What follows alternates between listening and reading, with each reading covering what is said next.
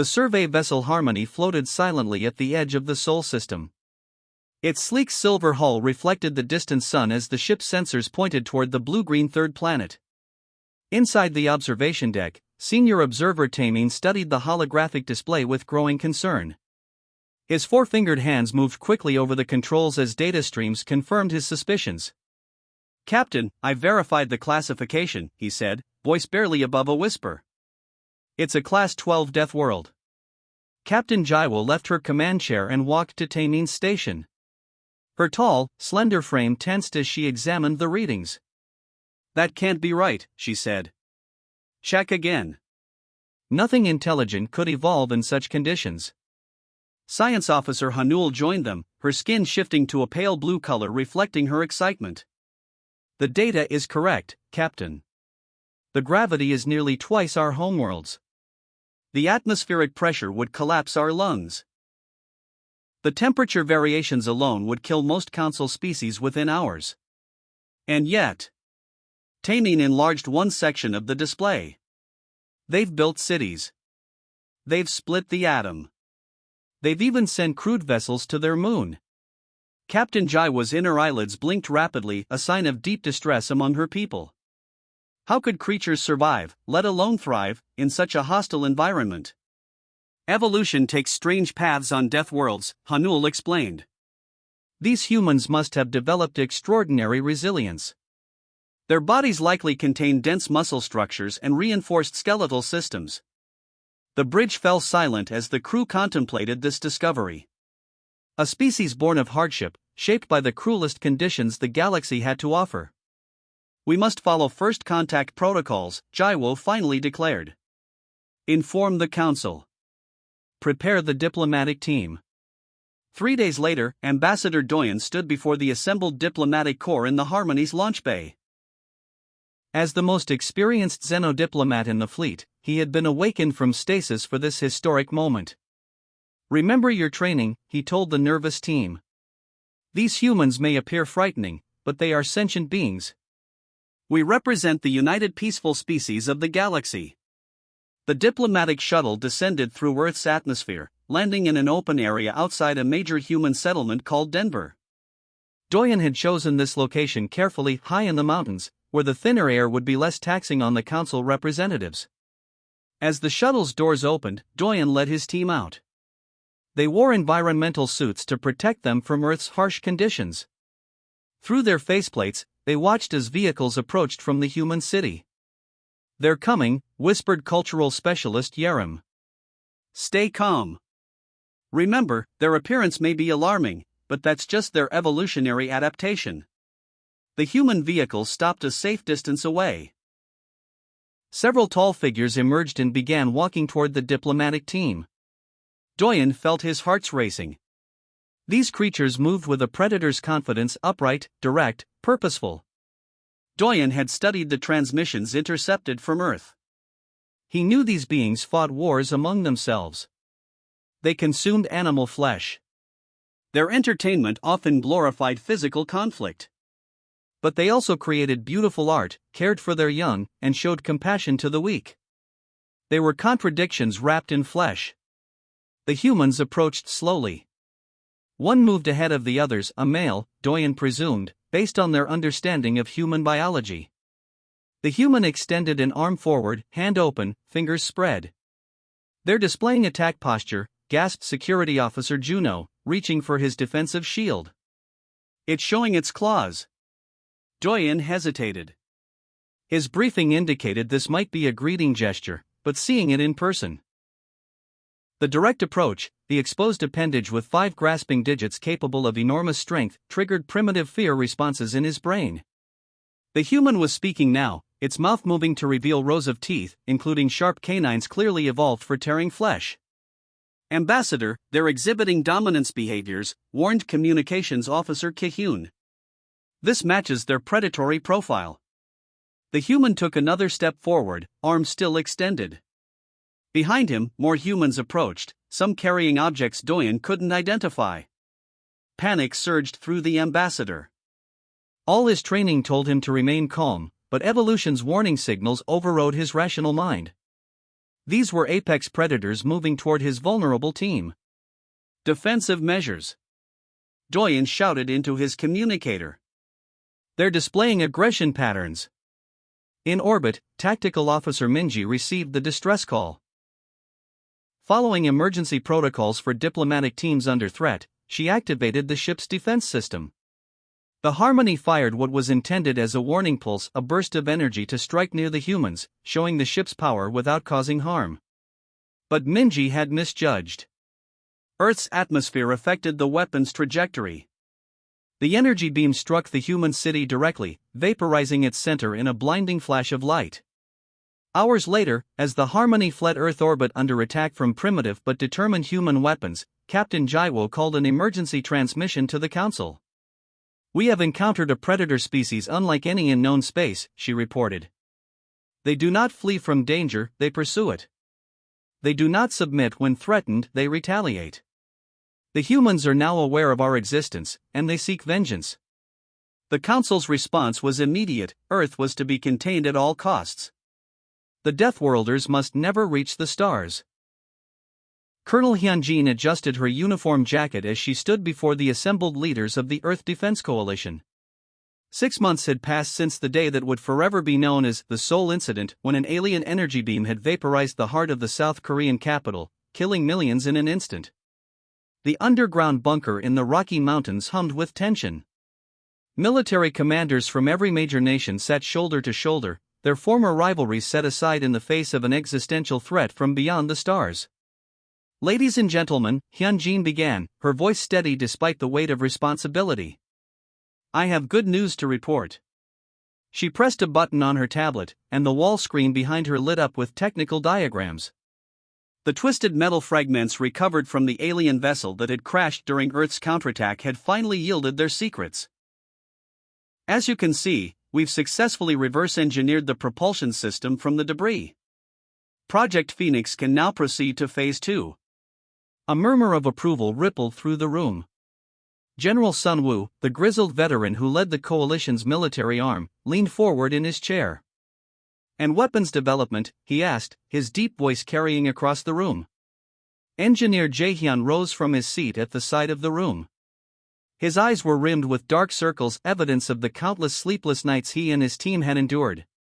"The aliens possess energy weapons far beyond our previous understanding of physics," he said, pulling up new schematics on the screen. "But we've made breakthroughs. Our biggest advantage is that they don't understand us.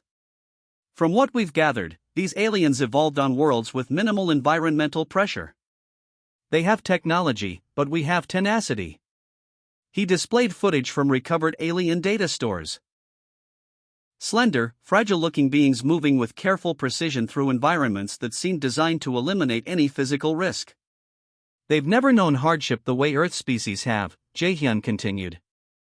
"Their bodies are adapted for cooperation, not struggle. Their minds aren't wired to understand persistence, hunting, or survival against the odds. They simply cannot comprehend why we didn't surrender after that first attack. In the months since first contact, humanity had united with a single-minded purpose not seen in its violent history. Ancient enemies now worked side by side. Scientists shared discoveries freely across borders. Manufacturing facilities operated around the clock, converting from civilian production to war materials.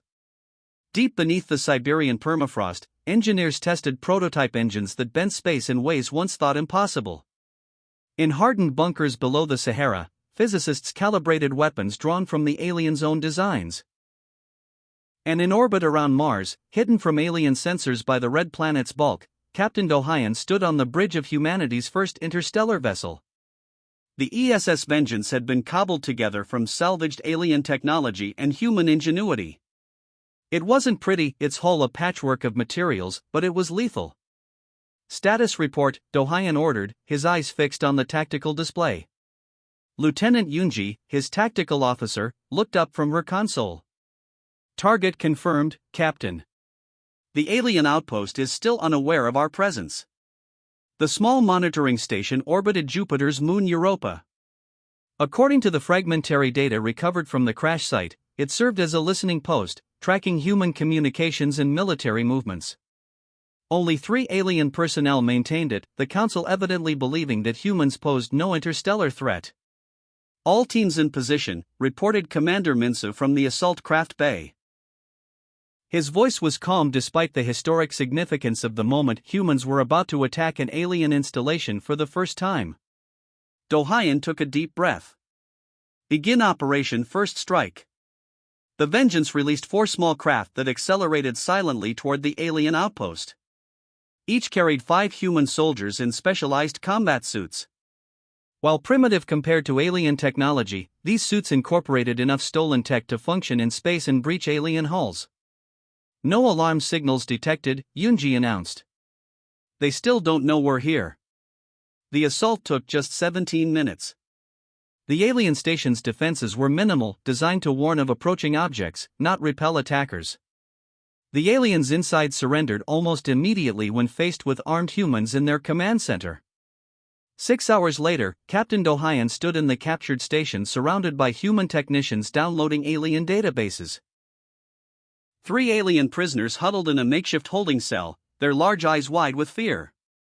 "Captain, you need to see this," called one of the tech specialists. "We've got their full communication archives. Star charts. Species profiles. Council meeting minutes. Everything." Do-Hyun moved to the console and stared at the wealth of information now at humanity's disposal. For the first time since the attack on Seoul, he felt something like hope. "Send everything to Earth," he ordered. "And tell Colonel Hyunjin that Phase 3 can begin ahead of schedule." Back on Earth, in laboratories and military bases across the planet, humans prepared for war with a determination born from millions of years of evolutionary struggle on their harsh homeworld. The aliens had made a critical error in their first contact with humanity. They had struck first and then expected surrender. They were about to learn that humans from Earth don't surrender. They adapt. They overcome. They survive. And now, they would take the fight to the stars. Dr. Jinwoo adjusted the scanner's settings as he studied the aliens seated behind the transparent barrier. Unlike most of his colleagues, he felt no anger toward this creature. Only curiosity. "Please remain still," he said through the translation device. The alien, who had identified itself as Nalin, complied without resistance. The medical lab deep beneath the Rocky Mountains was the most secure facility on Earth. Here, the 3 captured aliens were housed, studied, and Jinwoo hoped understood. The scanner completed its sweep with a soft chime. Jinwoo examined the results on his tablet, his eyebrows rising in surprise. "This is remarkable," he said to his assistant. "Their bone density is approximately 1/3 of human standard. Their muscles show similar differences. Their evolutionary path never required them to withstand significant physical trauma." He showed the scans to the team. The alien skeletal structure was clearly visible, delicate, almost bird-like in its likeness, yet supporting a brain case proportionally larger than a human's. "No wonder they panicked when they met us," said his assistant. "We must look like tanks to them." In the adjacent lab, xenolinguist Salmon was making similar discoveries. She had spent weeks immersed in alien language patterns, her walls covered with symbols and translation notes. Today, her eyes were bright with excitement as she burst into Jinwoo's lab. "I figured out why communication failed so badly," she announced. "Their language contains no concepts for predation or hunting. None at all. The closest term translates roughly to harmful consumption. They see it as a disorder rather than a natural process." Dr. Jinwoo looked at Nalin with new understanding. "So when we extended hands for a handshake, they have no frame of reference for friendly physical contact between different species," Salmon confirmed. "Their diplomatic protocols involve elaborate displays of keeping limbs close to the body, showing they pose no threat." The research team worked day and night, processing the massive database captured from the Council outpost. With each passing day, a clearer picture emerged of the galaxy humans had unknowingly joined. 1 week later, political analyst Minseo stood before the assembled Earth Defense Command. Military leaders from every continent filled the briefing room, their faces grim with the knowledge that alien fleets might already be on their way. We've completed our preliminary analysis of Council species, Mincio said, displaying images on the main screen. The findings are consistent across all 53 confirmed member species. He showed evolutionary charts, planetary data, and biological analyses. They're herbivores, he explained. All of them. Every Council species evolved on worlds with abundant resources and few environmental threats. They built civilizations on pure cooperation because they never needed to compete. General Sunwoo stroked his chin thoughtfully. That explains their reaction to us. They physically cannot comprehend how intelligence could coexist with predatory instincts. Precisely, agreed Mincio. Humans evolved as persistence hunters. We track, we chase, we outlast our prey. These concepts are completely alien to them, literally. Dr. Jinwoo added, their bodies reflect their evolutionary history. Low muscle density, minimal adrenaline response, highly developed consensus-building brain structures. They're built for cooperation, not confrontation. The room fell silent as the implications sank in. Humans weren't just different from the Council species, they represented something the galaxy had never seen before: intelligent predators. Their technology is centuries beyond ours, continued Mincio, but their psychology has a blind spot. They cannot understand why we didn't surrender after Seoul. In their evolutionary history, displays of superior force always led to submission. Diplomatic Officer Yeonjun, who had been listening quietly, stood up. His face showed the first hopeful expression anyone had seen in months. This changes everything, he said. Now that we understand them, perhaps we can establish meaningful communication. If we approach them with... A sudden alarm cut him off. The room's main screen switched to an incoming transmission from the Mars outpost. Earth Command, this is Mars Station, said the breathless officer on screen. Our long-range sensors have detected massive energy signatures. Multiple Council vessels are entering the outer solar system. Tactical displays showed the approaching fleet, dozens of ships, far larger than the single vessel that had destroyed Seoul. We've intercepted and translated their communications, the Mars officer continued. The Council has voted to implement full containment protocols against Earth. What does that mean? Demanded General Sunwoo. Political analyst Mincio's face had gone pale. According to the records we captured, containment means establishing an impenetrable energy barrier around our entire solar system. They're coming to quarantine humanity forever. The room erupted into urgent discussions. Military options were limited against such advanced technology. Earth's prototype ships were still untested. Their weapons might be useless against Council defenses. In the corner, Dr. Jinwoo noticed Diplomatic Officer Yeonjun deep in thought, staring at the images of approaching alien ships. You have an idea, Jinwoo said quietly. Yeonjun nodded slowly. They don't understand predators. They can't comprehend our psychology. A small, determined smile formed on his lips.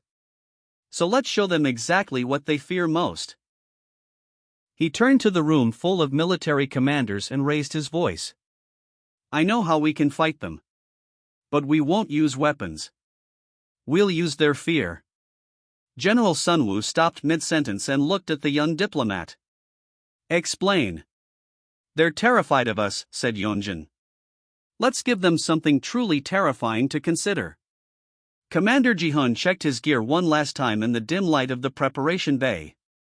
His team of 12 soldiers stood ready, their faces serious beneath the special helmets designed to protect them in alien atmospheres. These were Earth's best, special forces operators from 6 different nations, united in humanity's most daring mission. This is either brilliance or madness, he muttered, watching as technicians loaded the final supplies into their stealth vessel. Colonel Hyunjin approached, her uniform crisp despite having worked for 36 hours straight. She carried the weight of this desperate plan on her shoulders, yet her eyes remained clear and focused. Second thoughts, Commander? She asked quietly. Ji-hun shook his head. Just appreciating the irony. We're betting everything on scaring them into peace. Hyunjin smiled grimly. The Council thinks in absolutes. They see us as monsters or nothing at all. We need to show them the gray areas, that we can be dangerous but choose not to be. Across the massive underground hangar, similar scenes played out as 200 elite teams prepared for Operation Phantom. The plan had come from understanding the psychology of their enemy, beings that had evolved without predators, whose minds could not process the concept of merciful strength. Remember, Hyun-jin said to the gathered commanders in her final briefing, "This is not an attack. Your mission is presence only. Get in, document your presence at the target locations, and get out. No casualties unless absolutely necessary for survival." The stakes could not be higher. Council ships had already reached Jupiter's orbit. In 5 days, they would arrive at Earth with technology capable of sealing the entire solar system behind an impenetrable energy barrier, trapping humanity forever. Earth had only one card left to play, the card of fear. In the communications center, engineer Jae-hyun made final adjustments to his modified array. For weeks, he had studied the alien communication protocols captured from their outpost. Now he looked up as Colonel Hyun-jin entered.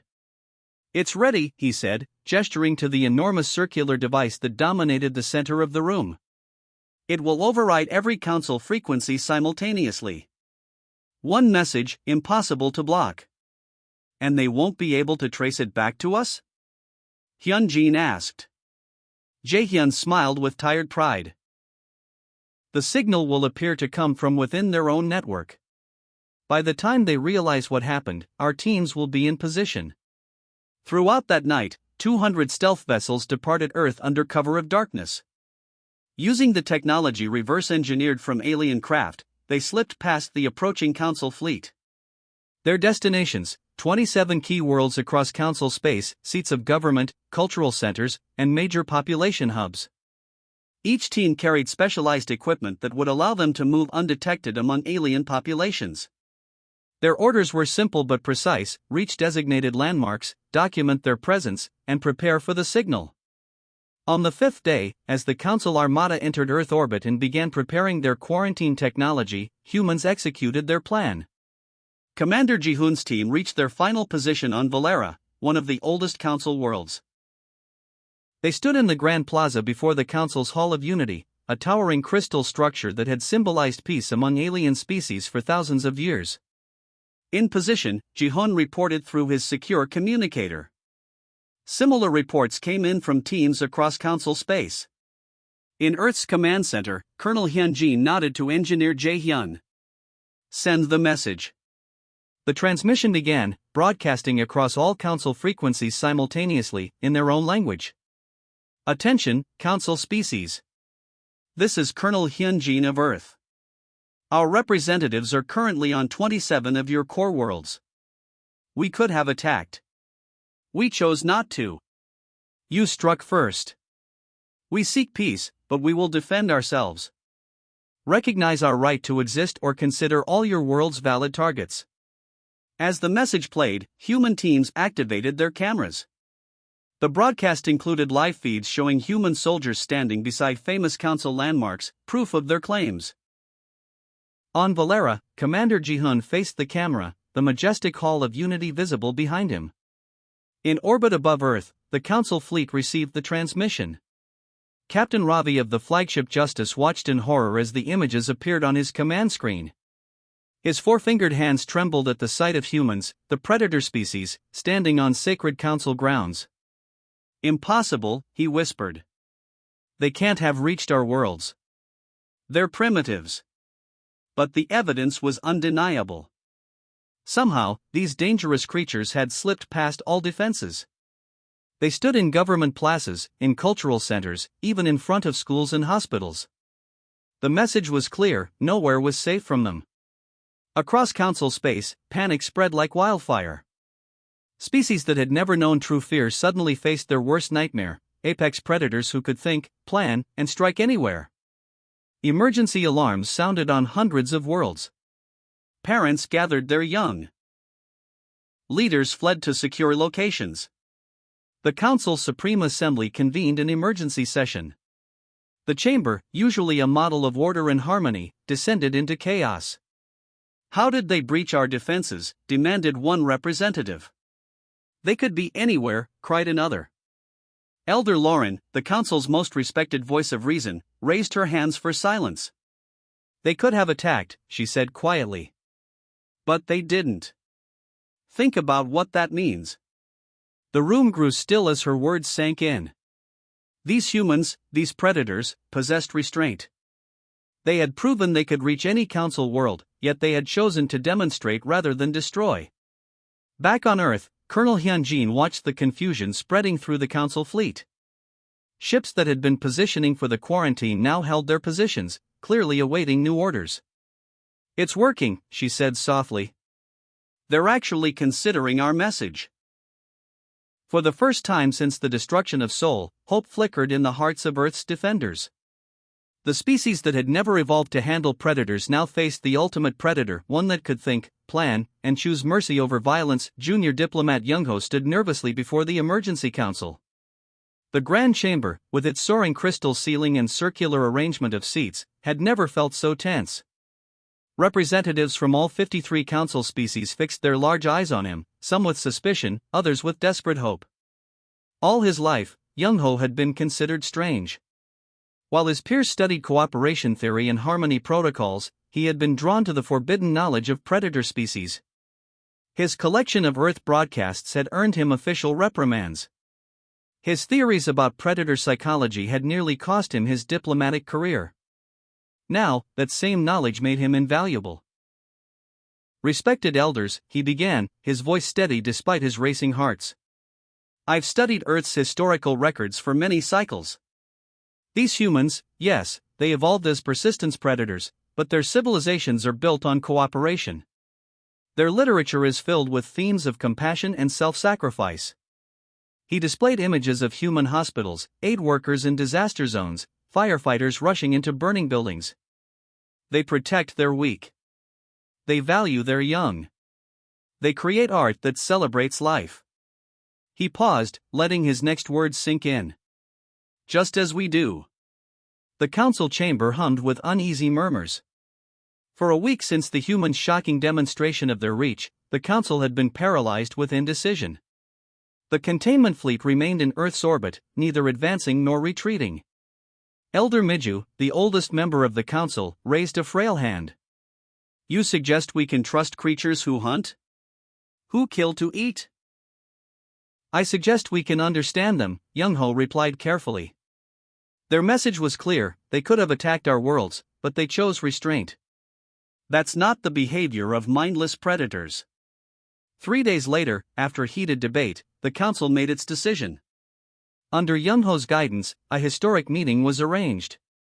A neutral vessel was constructed in the space between Earth and Mars, its atmosphere, gravity, and light adjusted to accommodate both species.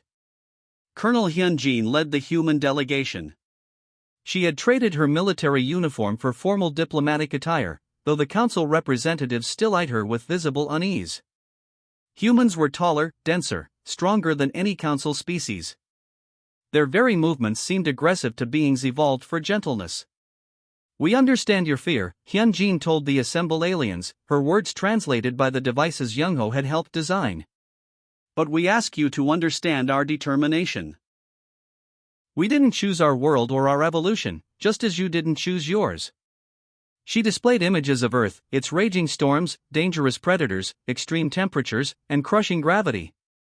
"This is the world that shaped us. We had to become strong to survive it." Council Elder Jion, trembling slightly in the presence of predators, stepped forward with surprising courage. Her skin rippled with the blue-green colors of thoughtful consideration, the highest form of respect in her culture. "Perhaps," she began, her translator rendering her musical language into human speech, "perhaps both our kinds have something to teach each other. Your adaptability. Our harmony." The negotiations lasted 17 Earth days. There were moments when they nearly collapsed, when human directness frightened council diplomats, or when council indecision frustrated the humans. Cultural misunderstandings arose hourly. Biological imperatives proved difficult to overcome. But gradually, helped by Young-ho's insights and Colonel Hyunjin's patience, a framework emerged. Earth would be recognized as sovereign, neither member nor enemy of the Council. The quarantine fleet would withdraw. Humans would be permitted limited travel within Council space, with appropriate safeguards. In return, they would assist with problems that required their unique evolutionary gifts. There are threats in this galaxy that we have never been equipped to face, Elder Gion admitted during the final session. Perhaps the universe has room for both builders and defenders. 6 months later, the first human diplomatic mission arrived on Valera. The aliens still kept a cautious distance, but curiosity was beginning to overcome fear. Human engineers helped strengthen buildings against earthquakes that Council architecture had never needed to consider. Human security experts advised on defenses against a newly discovered predatory non-sentient species at the galaxy's edge. 1 solar year after what humans still called the Sol Incident, the emergency broadcast system that had once warned of human threats now carried a different message. Cultural Exchange Program 147, Human Music and Art. Participation is voluntary but encouraged. Safety monitors will be present. In a quiet garden on Valera, junior diplomat Young-ho watched as humans performed Earth music for an audience of Council citizens. The alien children, bolder than their parents, moved closer to examine the strange instruments. One small one even touched the sleeve of a human musician, who smiled gently in response. "Was this what you hoped for?" asked Colonel Hyun-jin, who had come to attend the cultural exchange. Young-ho's skin rippled with thoughtful blue. "I hoped for understanding. This is more than I dared dream." On distant Council worlds, curious aliens gathered to experience humanity's creativity. And on Earth, humans looked to the stars with hope rather than defiance. The DEATHWORLDERS had found their place in a universe that feared them not as conquerors, but as protectors. Creatures of a harsh world, bringing their strength to bear in defense of those who had never needed to develop it. 2 evolutionary paths, finally converging. The end.